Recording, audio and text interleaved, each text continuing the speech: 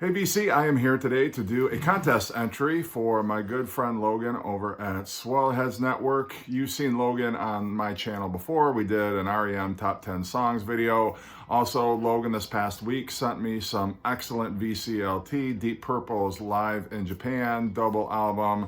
So he's a good friend of this channel and I absolutely adore his channel. He's got some totally interesting, unique, rare, totally cool vinyl, and not only vinyl but CDs as well. He's into REM, he's into Steely Dan, he's into some hardcore punk.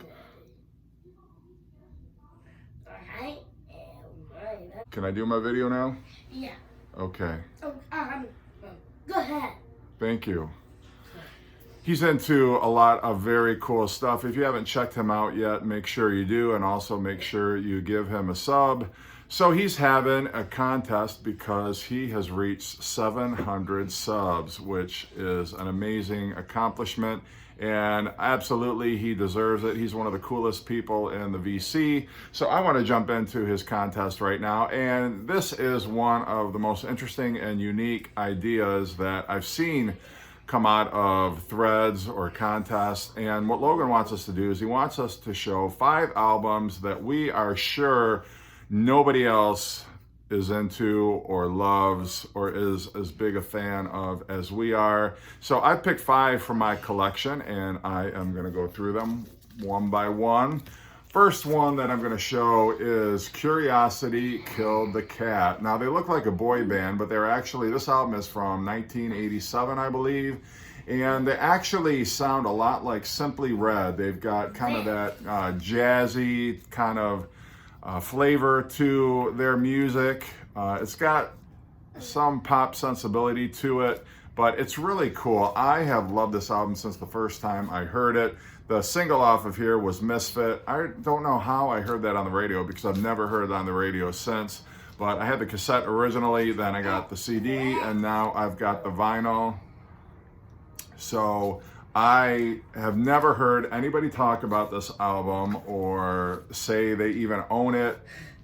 I've never really seen it in anybody else's collection, so I'm pretty sure I am the only one who knows about this and who likes this album. But like I say, if you are into Simply Red, if you like kind of jazzy pop, I don't know why I like this album so much other than I like Simply Red, I guess, but it's very cool. They're from the UK and they only had 2 albums, I think, before they broke up, so not really a whole lot of information. I don't even know if they have a Wikipedia page. I'm sure they do, but it's probably very sparse. So anyway, Curiosity Killed the Cat.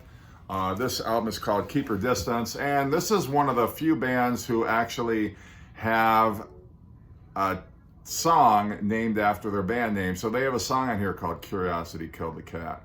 Kind of like Bad Company has a song called Bad Company, and Black Sabbath has a song called Black Sabbath. So one of these bands, if I ever have to put together a top 10 list of bands who have a song that they recorded named after them, this would be one of them. The second one that I am going to show is Crowded House. I don't see Crowded House get much love at all in the VC. I am a huge fan of this ever since I heard the first track, Don't Dream It's Over. They're still putting out albums, I believe, but you've got Neil Finn from Crowded House. Unfortunately, this is their drummer, Paul Hester. I know him actually not only from Crowded House, but he was on a couple episodes of The Wiggles. My kids were totally into The Wiggles children's show. And very tragically, he took his own life, I think probably 5 or 6 years ago. Might have been more. I don't recall the exact date, but you know, kind of ironic. He's got the angel wings here on the cover, but nonetheless, they were a great power pop trio. Their third album, Woodface, you know, Neil Finn was from Split Enz, and his brother Tim Finn also joined him on the third Crowded House album. But I love Split Enz, and that's one of the reasons why I think I love Crowded House so much. But Neil Finn is one of the greatest songwriters of the 80s. He could craft a song with a melody and a hook like no others. This is really a great, it rocks hard in places, but it's got such a melodic sensibility about it. And if you love the song Don't Dream It's Over, you'll like the rest of this album. But it is very cool. And I don't know anybody else who listens to this or, you know, has it as part of their collection, but I am proud to say that I do. Next band I want to show is Level 42. I was very excited to find this not only in the shrink, but with the hype sticker here. Love this album. Talking about like kind of jazzy pop. That's exactly what Level 42 is, but their big hit was Something About You in the 80s. I don't know if they're still putting out albums anymore so much, but you got Mark King, who is a great bassist, and this really, it's got such a funky, jazzy feel to it. I love the heck out of it. It is, like I say, if you like Simply Red, it's not quite that poppy, but definitely I love the hell out of this. I don't know any other Level 42 fans out there, but just a really great, solid album. The playing on here is great.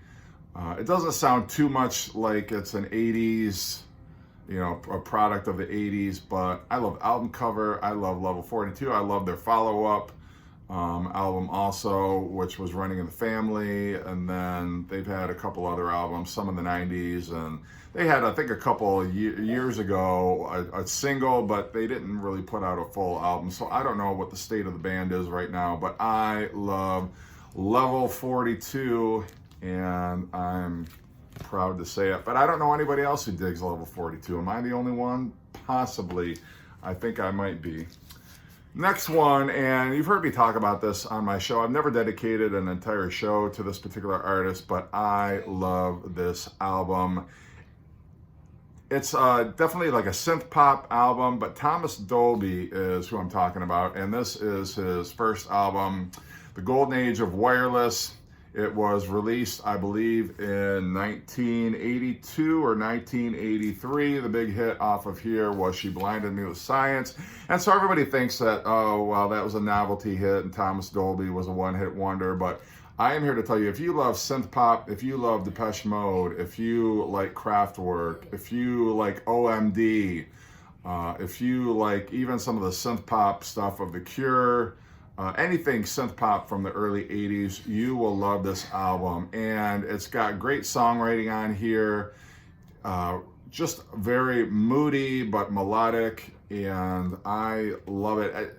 Really, She Blinded Me with Science is in some ways indicative of what's on the rest of this album, but it's not goofy rock. I mean, there's stuff on here that is very artsy, but I love the hell out of Thomas Dolby, and I may be the only one. I'm pretty sure I'm the only one. I don't hear anybody talk about Thomas Dolby, and he's fantastic. He played on Foreigner's 4 album and put out, I think, maybe 5 or 6 albums. He still does, I think, an occasional show over in the UK, but I know he's, I think, bigger over there than he is here. Like I say, most people only know him, people from the MTV generation, but I'm here to tell you this is a freaking fantastic album, and I've got quite a few 12 inches, and I've got the UK version of this album that has a different cover and a different track listing, but for me, the US version of this album is definitely the one to own. It's got Europa and the Pirate Twins on here. It's also got Airwaves and Radio Silence, and it has, of course, She Blinded Me with Science. So anyway, one to check out. And then finally, I'm going to show this one because it seems like in the Genesis videos that I've done, people are always taking issue with the fact that I like this album so much. And I do. I've seen a lot of people really shit on this album, but I am telling you, I love it. You got Abacab, which is a great track to start off the album. It's fantastic. It's got the synthesizer, it's got the, I don't know, Phil Collins drums. It's got horns in places. You've got No Reply at All on here. Me and Sarah Jane is a fantastic track. I like Keep It Dark. I like Man on the Corner, Like It or Not, another record. No, it's not progressive Genesis. It's not anything to compare with the Peter Gabriel era Genesis. It's not anything to compare with the 3 albums that were released after Peter Gabriel left the band. And then you've got Duke, and Duke is a lot different from this album even. But still, I don't care, damn it. This is a fine album. I may be the only one who likes it, and I'm okay with that. I will have this album all to myself. Thank you very much. But I dig it a lot. I may be the only one, but you know what? I'm okay with that. Okay, so that is my entry, and what a great contrast. Definitely give Logan some love over at SWELLHEADS Network. Watch our upcoming video that we're going to be doing, and everybody have a great day. Okay.